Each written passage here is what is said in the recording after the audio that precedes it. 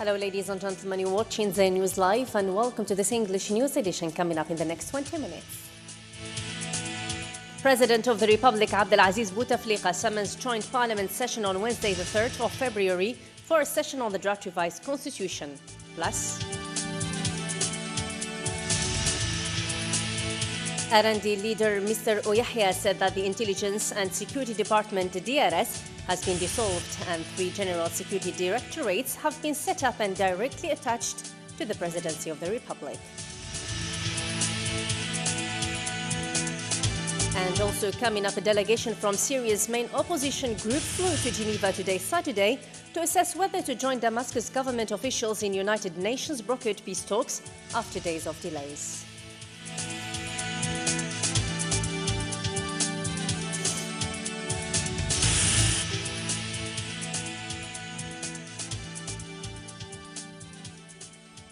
Hello there, and thanks for joining us. First, in our top stories, the Presidency of the Republic said in a communiqué that President of the Republic Abdel Aziz Bouteflika has signed a decree today, Saturday, to summon a joint sit-in of the 2 houses of the Parliament on Wednesday, the 3rd of February, for a session on the draft revised constitution. The joint Parliament session will be devoted to the draft revision of the constitution and will remain open until all issues on the session's agenda are addressed.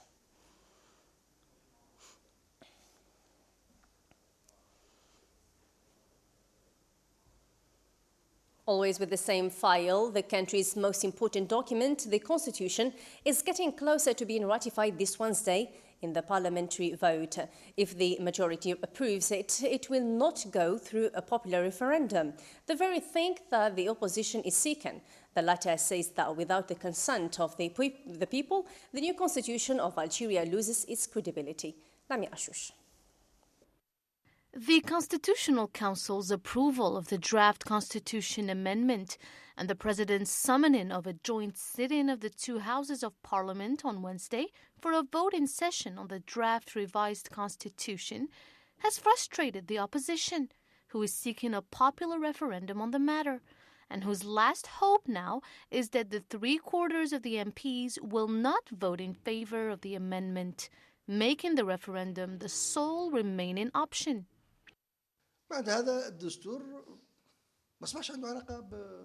This constitution no longer concerns the people. It concerns the majority in power.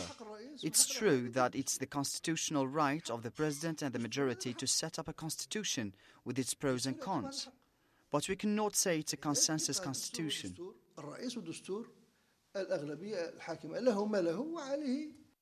The opposition's hopes have been shattered as soon as the president announced that the state's most important document will pass through Parliament, and they are now pointing out a lack of transparency, voiding the new constitution from its legitimacy and credibility ahead of its final ratification.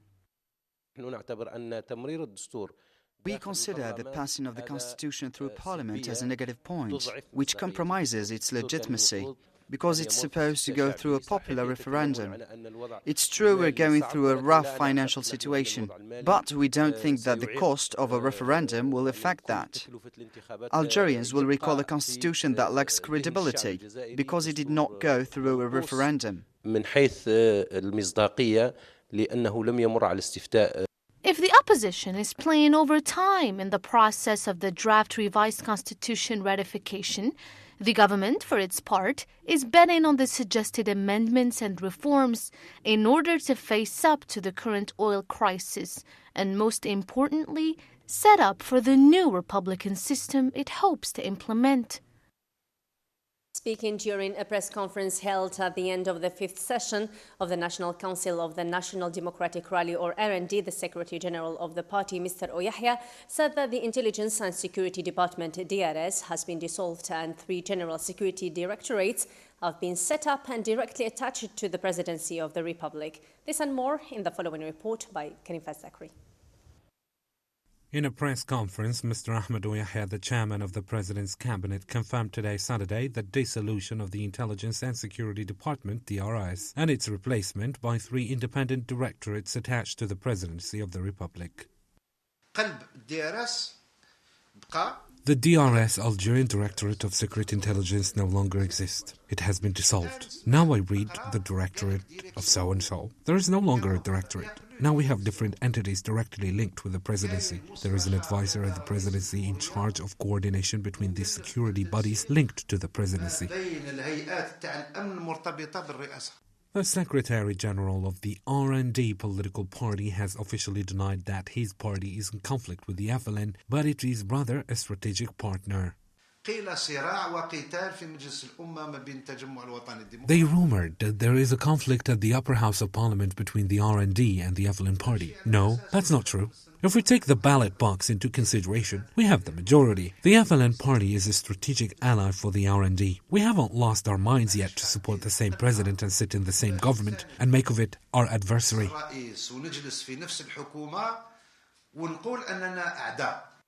In the same conference, the RND Secretary General spoke against the pervasive phenomenon of dirty money in the Algerian society.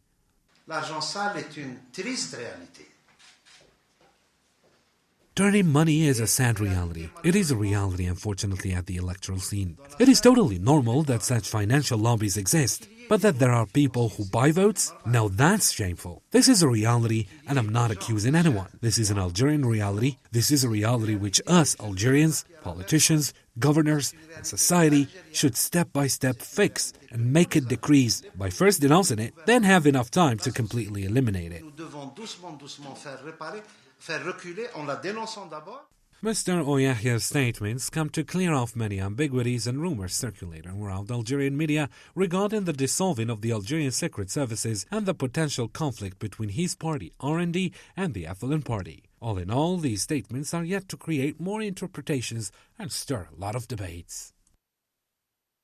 On different news, the local affairs minister, Mr. Nourdine Bedoui, has supervised today the issuing of the first national biometric ID cards. This is considered a big deal, seeing the large delay in the use of new technologies in the administration in Algeria. Thus, the event was marked by official statements from the minister regarding the significance of such move in the elimination of bureaucratic obstacles. At last, and after long waiting, the Ministry of Interior Affairs and Local Assemblies has finally proceeded in the issuing and delivering of the first national biometric ID cards. The operation went on under the supervision of the Minister of Interior Affairs, Mr. Nourdine Bedoui, who gave some statements on the sidelines of the ceremony.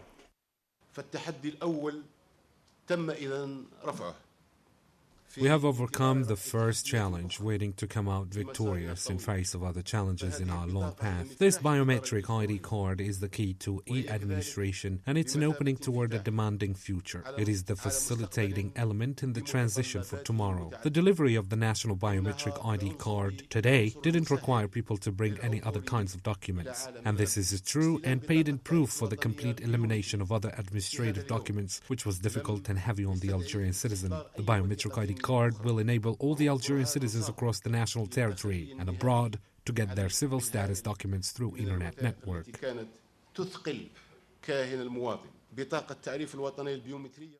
The new measures are taken to improve the public services and the reconciliation between the administration and the citizen. The minister stressed that once the biometric ID is issued, a lot of administrative papers are going to be avoided altogether, and this will also put an end to the long bureaucratic nightmare which the Algerian citizen had to live every day.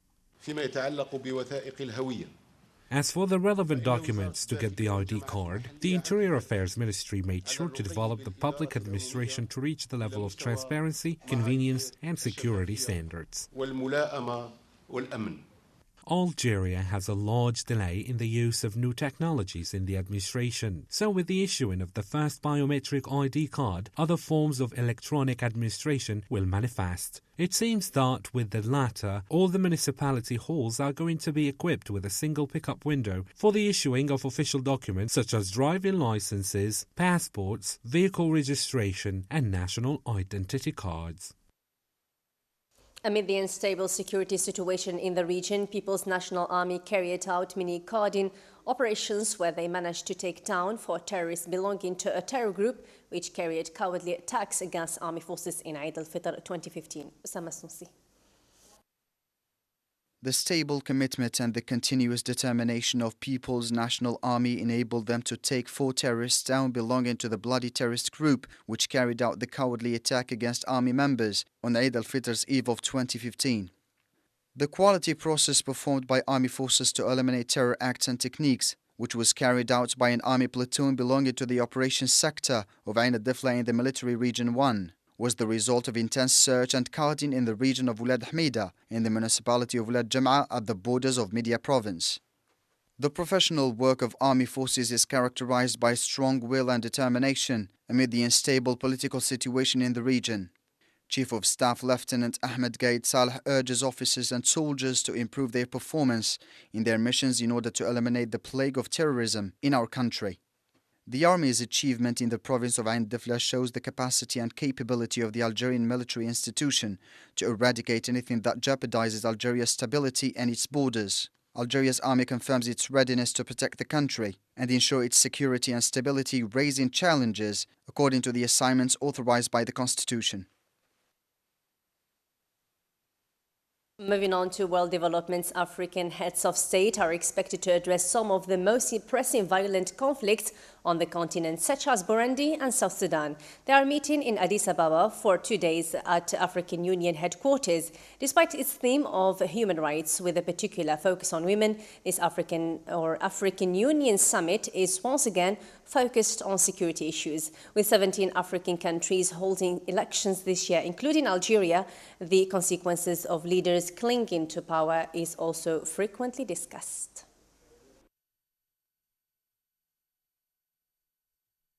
An opposition representative said that a delegation from Syria's main opposition group flew to Geneva today, Saturday, to assess whether to join Damascus government officials in United Nations brokered peace talks after days of delays. Hints min Aras. After days of delays, the Syrian peace talks led by the United Nations kicked off Friday, though the exact parties involved remains to be seen. The UN Special Envoy for Syria, Staffan de Mistura, said Friday that he had met with a substantial delegation from the Syrian government, adding that Friday's meeting was a preparatory one. Substantive talks will have to wait until members of an opposition group called the High Negotiations Committee arrive in Geneva, which de Mistura said wouldn't be before Sunday or Monday. The committee said they decided to participate in the talks to test the seriousness of the Syrian government through negotiations with the United Nations team. The High Negotiations Committee had threatened earlier to boycott unless the government of Syrian President Bashar al-Assad regime lifts sieges and stops bombarding civilians. De Mistura had urged the opposition to come regardless of whether the government complies with opposition demands to show good faith actions such as releasing prisoners and the sieges of rebel-held territories. The talks mark the first time in 2 years that the warring sides in Syria meet in an effort to find a political way out. Past efforts to negotiate an end to the conflict have been hindered by strong opposition to the Assad regime, which is perceived as brutal, and by the fractured nature of the opposition, which includes the so-called Islamic State as well as more moderate groups supported by the United States. The plan calls for proximity talks, which means the parties will be in separate rooms with de Mistura shuttling between them. At least 39 migrants, including several children, have drowned trying to cross the Aegean Sea from Turkey to Greece. More than 60 have been rescued. Local officials say they expect the death toll to rise when the capsized boat is searched. Thousands of refugees and migrants continue to make the dangerous sea journey from Turkey to Greece to seek asylum in northern Europe. The International Organization for Migration said on Friday that 244 migrants had drowned in the Mediterranean so far this year, out of 55,568 arrivals. And finally, we conclude with sports news. Algeria's handball team, after losing to the Tunisians team in the semi-final of the African Cup of Nations 2016 and failing to continue the journey to defend their continental title, the Greens failed to get a place in the World Cup 2017 scheduled in France after they lost to Angolan team 27 to 19 in the classification match for third place in the African Cup of Nations CAN 2016. Later on, hosts Egypt will play rival Tunisia in the final, and the winner will book a place in the World Cup Finals 2017 in France.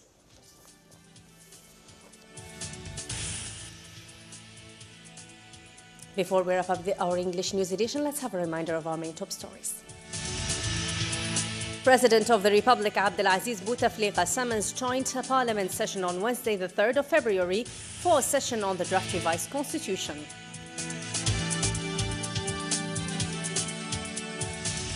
RND leader Mr. Ouyahia said that the Intelligence and Security Department DRS has been dissolved, and 3 general security directorates have been set up and directly attached to the Presidency of the Republic.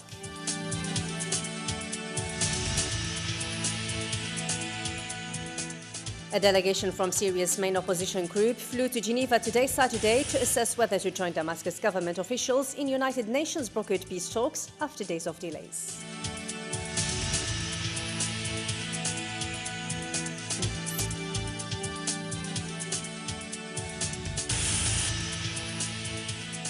The end of our English news edition, brought to you live from Zay News Channel. For more news, visit our website and even our English Facebook page. Thanks for watching. Bye-bye.